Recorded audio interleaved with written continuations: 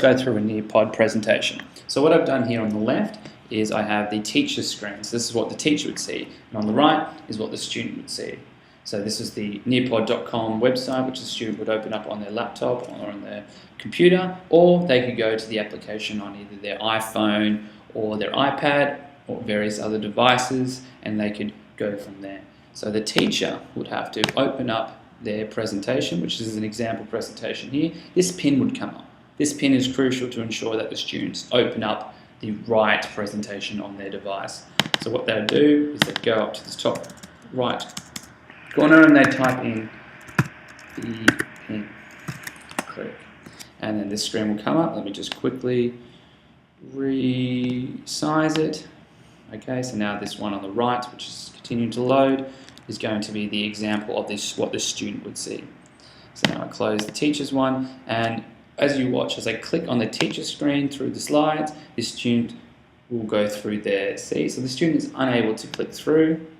They have to wait for the teacher to click through each slide. So I'll just move forward to the next section, as this is just explaining how to use the app, which we did earlier on. So now on the left side, the teachers, we can see the student list. So all the students in the class that are on they've used the pin to get onto the presentation will come up here once they've signed in. So on the right side here, the student, click send, sign in, and we can see on the teachers list, Sam Strutter's popped up, he's ready to go.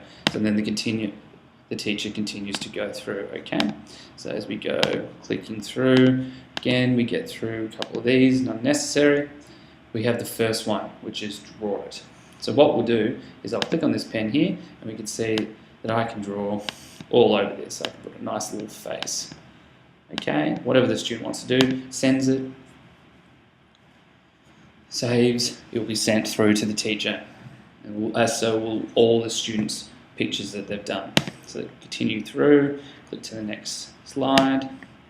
Well, here's an example of Einstein being a little bit of makeup on. Okay, here's an example of a quiz.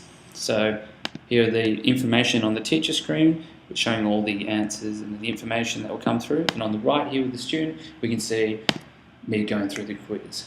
So have a look at this one, Machu Picchu, click that, send. Next response will come through. We'll slowly see the information on the teacher screen come through. What we've got here, Christ the Redeemer, remember that from the World Cup recently. Again, we start to see that the correct answer has popped up over there. Now we have Patrick Jordan. We go through, and that so is the end of this particular quiz, and all the information has come up on the teacher screen. Correct. Oop, don't want to click that, sorry. Back to the teachers, through the next section. So we can see how all the information is being collated and instantly sent through to the teachers. So this makes it for a much more realistic and effective and efficient way to collect the students' data. Okay.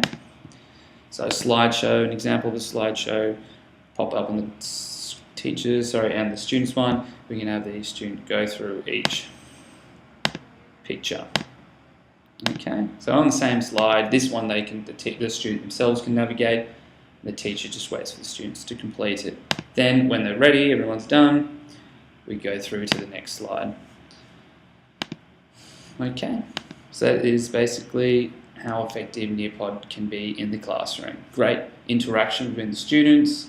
It makes it much more interactive for their learning.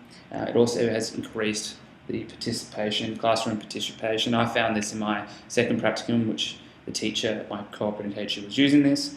It was very effective in getting all the students engaged. Okay, you can also add homework through here, or you can share it onto various different types of social media platforms. Thank you.